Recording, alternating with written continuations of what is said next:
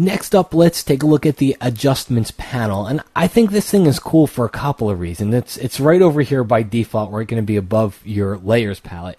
And I think it's cool for a couple of reasons, because before, if I wanted to get to adjustments, I had to go dig through a menu to get there, or remember the keyboard shortcuts. All right. Well, now it's right in front of you. And I think that's a really neat thing. The other thing about it is that it always adds an adjustment layer. Okay, because again, before you had to know where to find it in the menu, or that you could go to this little icon down here, and it was kind of a pain. But now the right way of doing things, which adjustment layers are the right way, is easy for you to do because it's right in front of you. Okay, so if you don't see the adjustments panel, just go up to your window menu and just go down to adjustments.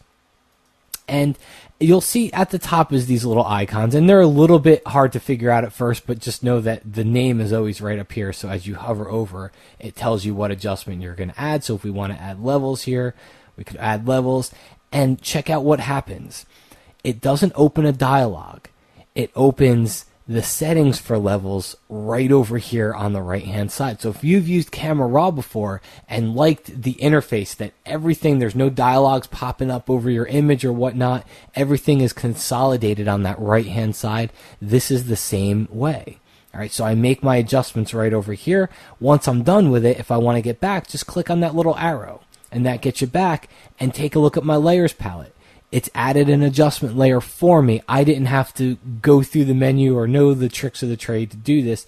It's added an adjustment layer, which means if I double click on it, it takes me right back over to the levels adjustment. It remembers exactly where I changed my settings to, and it lets me change them again if I want, or I could always just reset everything and go back to nothing if I want.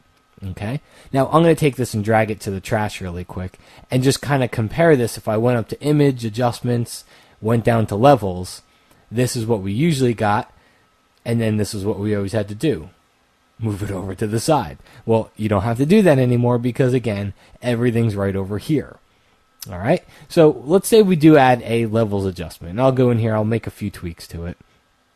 Okay, so we make some changes inside of levels. If you want to see the before and after, and I'll work through the icons down here, but you've got a little eyeball icon. Just click on it.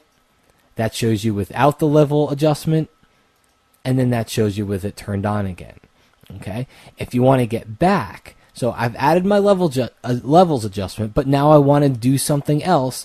I can click on this return button here, and this takes me right back to the regular view. Just don't forget, you'll have that levels adjustment layer, which means if you ever need to get back to it, you can just click on it.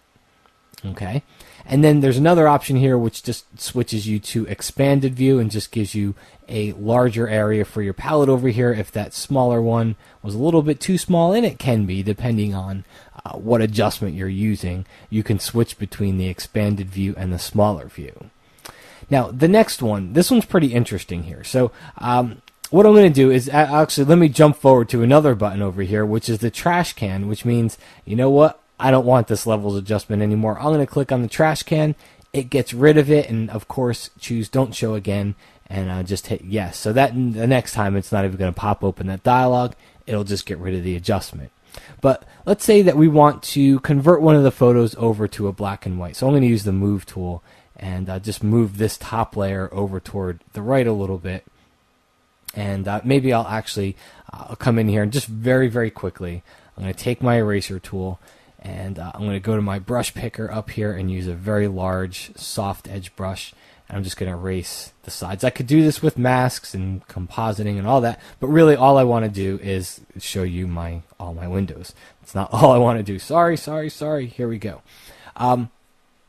So what we've done here is I've just kind of composited both images together, but they're still two separate layers. Well, let's say I want to turn one of the images to a black and white. All right, so I would come over here to the black and white adjustment, click on it. Look what happens. It turns them both to a black and white. All right, and as I make changes, it's changing both images. But really, all I wanted to do is maybe turn this one over here to a black and white.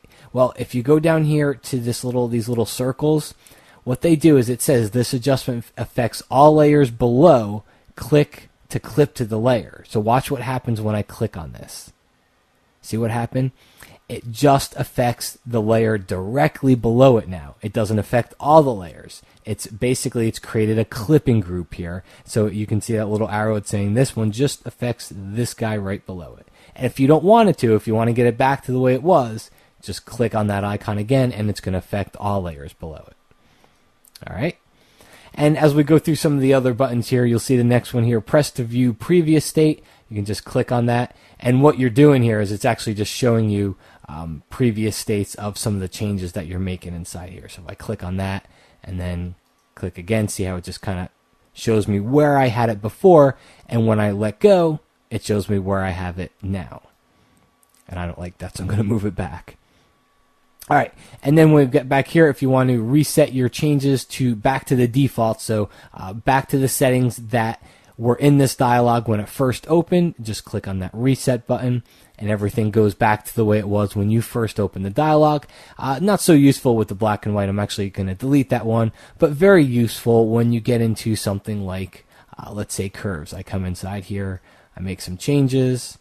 That's looking good, and then make some more changes. Now it's looking bad, and it gets even worse. So I want to get back to the way it was. Just click on that reset button, and the curve goes flat again.